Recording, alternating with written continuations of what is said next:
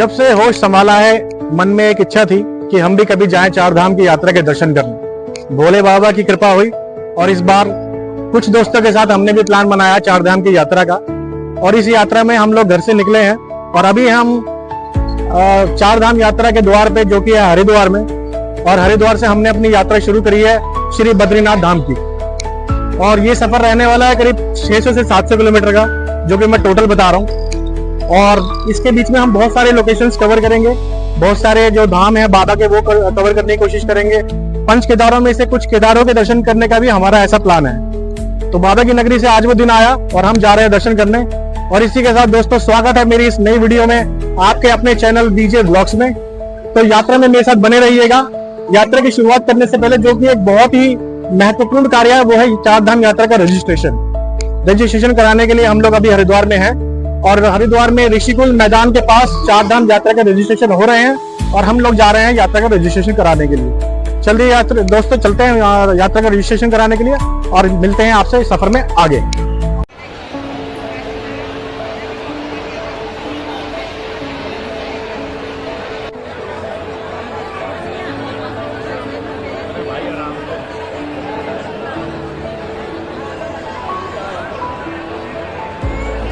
तो गाइज ये है जहाँ पे चार धाम यात्रा के फ्री रजिस्ट्रेशंस हो रहे हैं। हमने अपना रजिस्ट्रेशन ऑलरेडी करा लिया है और टोटल 20 काउंटर्स हैं और सीनियर सिटीजन्स के लिए और हैंडीकैप्ड पर्सनल्स के लिए, सबके लिए अलग अलग काउंटर्स बने हुए हैं। और ज़्यादा टाइम नहीं लगा, लाइन थोड़ी सी लंबी है और 20 काउंटर है तो ज़्यादा कुछ टाइम लग नहीं रहा है। और एक आदमी का रजिस्ट्रेशन होने में करीब 5 से 10 मिनट लग रहे हैं, इससे ज़्यादा टाइम लग नहीं रहा है। ये देखो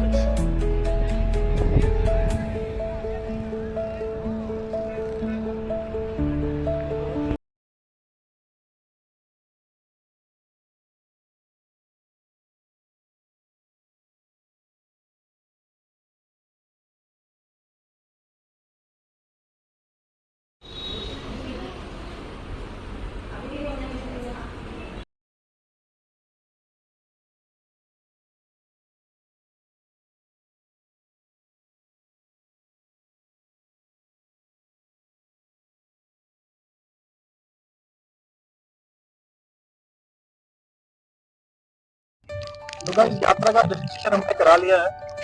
रजिस्ट्रेशन कराने में ओवरऑल करीब हमें आधे घंटे का समय लगा, जो कि लाइन में लगने का समय, टोटल समय मैं आपको बता रहा हूँ। हालांकि रजिस्ट्रेशन कराने में एक आदमी का 5 से 10 मिनट का समय लग रहा है, इससे ज्यादा का समय नहीं लग रहा। कोई टिपिकल प्रोसीजर नहीं है, आपके पास सिर्फ आपका आधार कार्ड होना चाहिए और आपका रजिस्ट्रेशन इजीली हो जाए।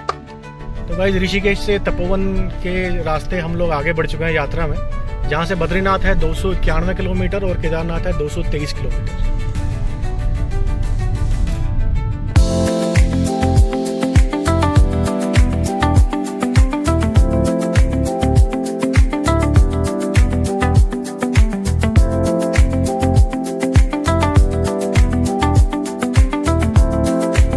तो अभी ऋषिकेश को क्रॉस करते हुए हम लोग शिवपुरी एरिया में आ गए हैं। शिवपुरी जो कि एक मेन हब है कैंपिंग का, ट्रैकिंग का और बहुत सारी एडवेंचर एक्टिविटीज़ का, जहाँ पर आप बंजी जंपिंग का भी आनंद ले सकते हैं। ये है वो बंजी जंपिंग स्पॉट गाइस।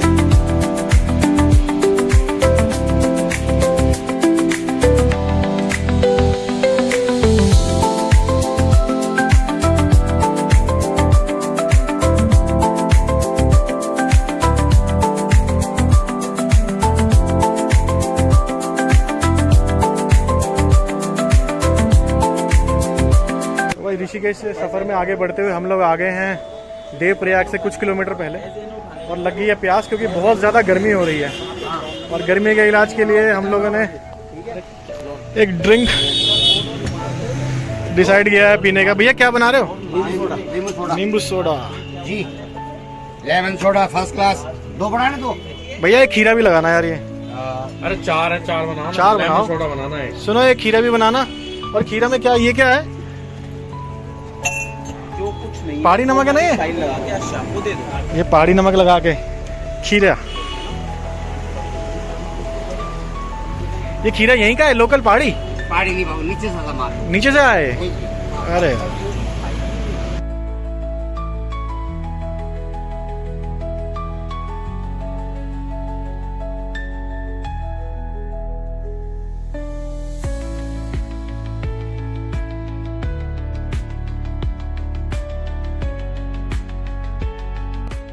इस सफर में आगे बढ़ते हुए हम लोग आ गए हैं संगम नगरी देवप्रयाग में, जहाँ पर माँ गंगा अलकनंदी और भागीरथी के रूप में मिलकर बनाती है अपने आप को और स्वरूप उभरता है माँ गंगा का। तो आइए दर्शन कराता हूँ आपको माँ गंगा के अलकनंदा और भागीरथी के संगम के बाद।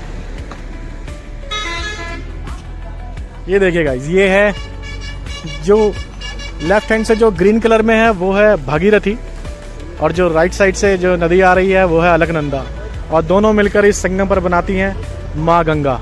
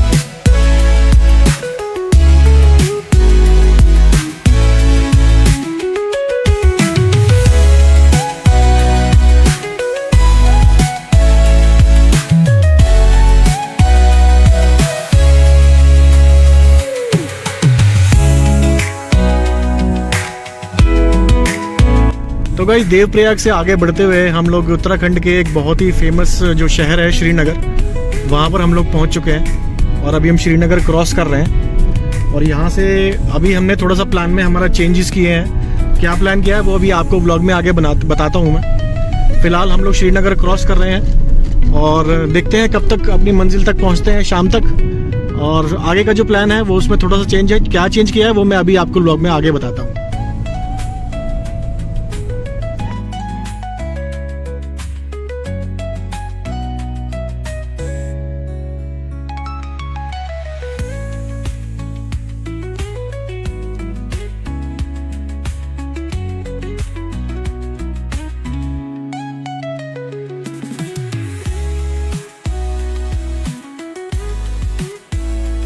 तो गाइज, श्रीनगर से आगे बढ़ते हुए हम लोग पहुंच गए हैं कलियासोड़ में, जहां पे है माँ धारी देवी का मंदिर। माँ धारी देवी जिनको चारों धामों की जो सुरक्षा है उसका जिम्मा सौंपा गया है, इसलिए उन्होंने चारों धामों की जो रक्षा है वो अपने ऊपर धरी है और इसीलिए उनका नाम रखा गया है माँ धारी देवी। और माँ धारी देवी का मंदिर मेरे सामने है, बिल्कुल आप देख सकते हैं, वो है माँ धारी देवी, जो कि एक बहुत ही प्रसिद्ध मंदिर है और माता की बहुत ही मान्यता है। जहां पर कहते हैं माता 3 रूप में दर्शन देती है अपने, सुबह, दोपहर और शाम, तीनों समय पर माता का जो रूप है वो अलग ही होता है। तो आइए करते हैं माँ धारी देवी का दर्शन और माँ धारी देवी से कृपा प्रार्थना करते हैं कि वो हमारी इस यात्रा को सफल बनाए और सुगम बनाए। जय धारी माँ।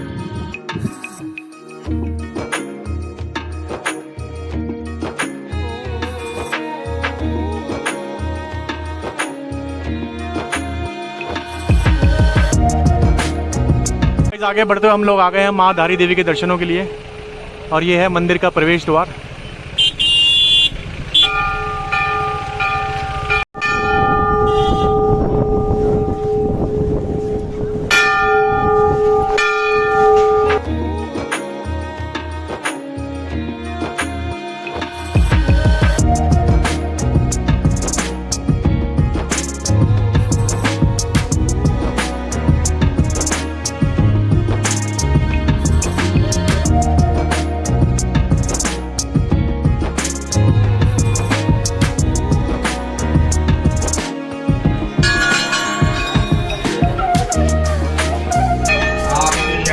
निर्विघ्न पूर्वक संपन्न हो।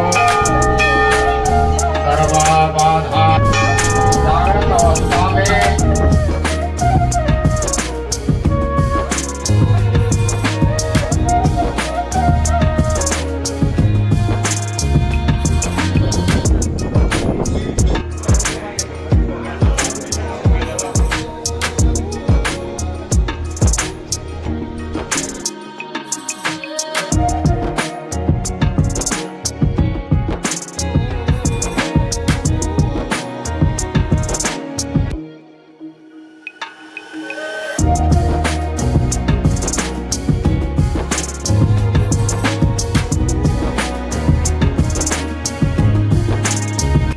गाइस धारी देवी माता के दर्शन करने के बाद हम लोग निकल चुके हैं लेफ्ट की तरफ, जो कि जाता है रास्ता चोपटा, तुंगनाथ और केदारनाथ जी की तरफ। और जो वहाँ से जो राइट की तरफ रास्ता निकलता था वो जा रहा है बद्रीनाथ जी की तरफ। तो अब हम निकल चुके हैं तुंगनाथ बाबा के दर्शन के लिए।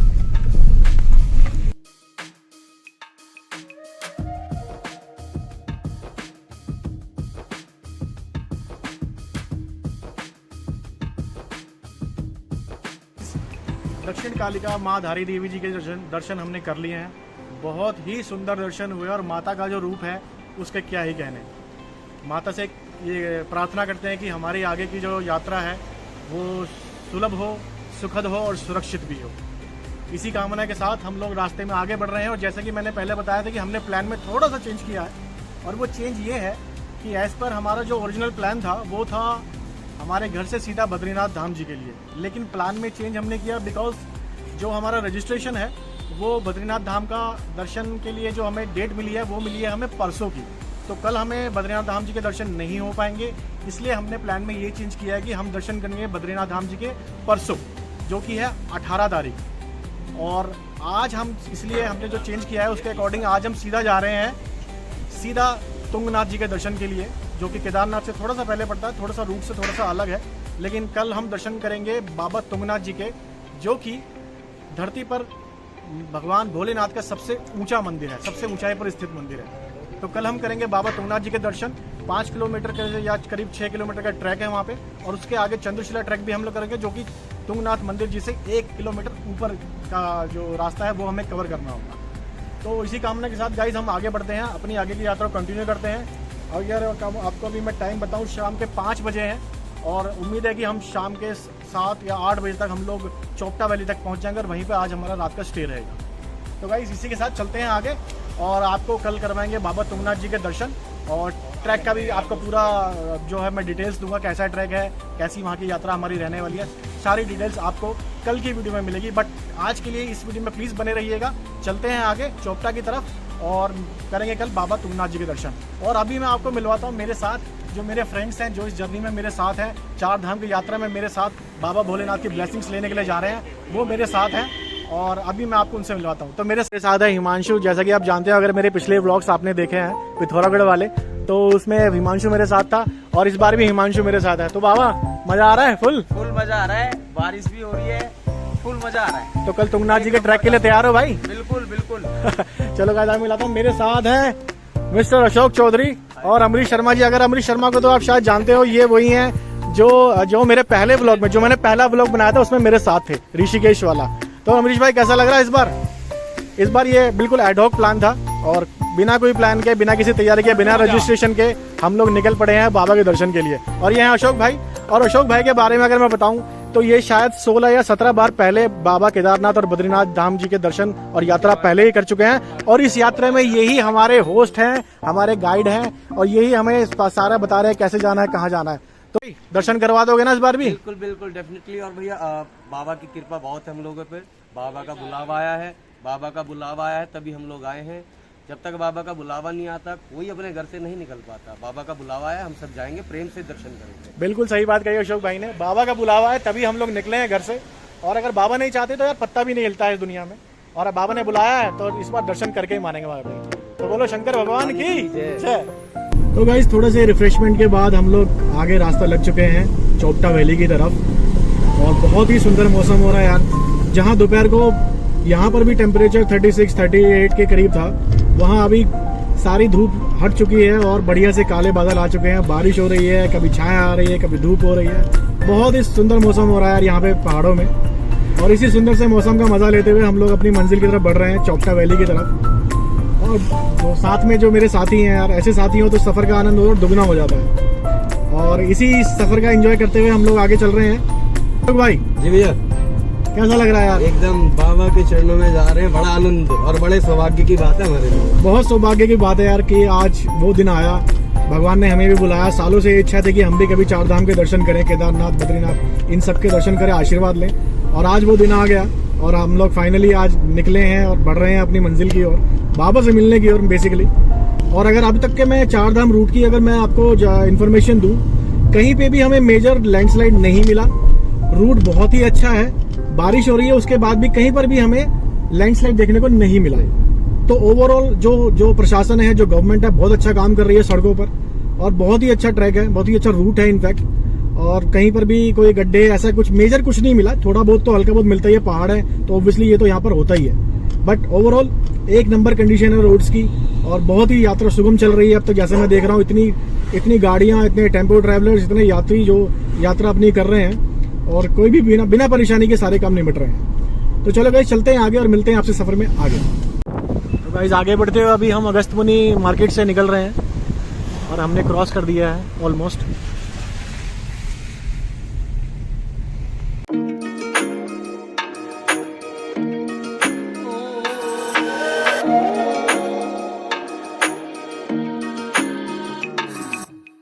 तो गाइस सफर में आगे चलते हुए ले लिया एक छोटा सा ब्रेक। और ब्रेक क्यों लिया है? क्योंकि अभी हमें दिखी है स्नो पिक्स। तो पहले दर्शन है इस यात्रा में स्नो पिक्स के। अभी आपको दिखाता हूँ स्नो पिक्स के दर्शन। देखो गाइस, वो सामने स्नो पिक्स दिख रही हैं और बहुत ही सुंदर लग रही हैं यार। अमेजिंग व्यू आ रहा है यहाँ से, तो सोचा क्यों ना रुक के इसको भी कैप्चर करें। और शायद लगता है ऐसा कि ये केदारनाथ के पीछे वाली जो बर्फीले पहाड़ है ये वही है, but don't know, not sure, but अच्छा लग रहा है। देखो नज़ारा कितना सुंदर लग रहा है यार यहाँ से।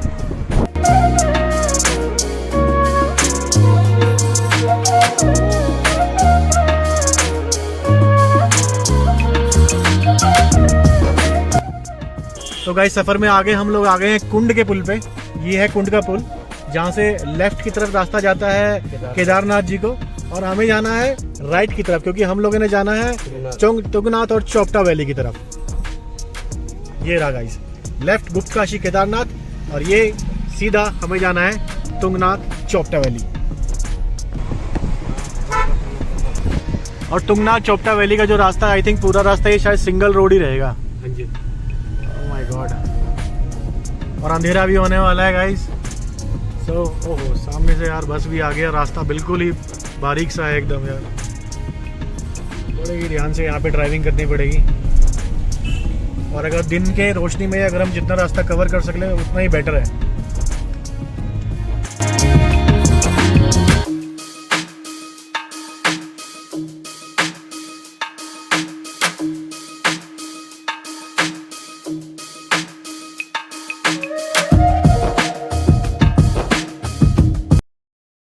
तो गाइस हम लोग पहुंच गए हैं चोपटा, और चोपटा में हमने नाइट स्टे के लिए रूम ले लिया है।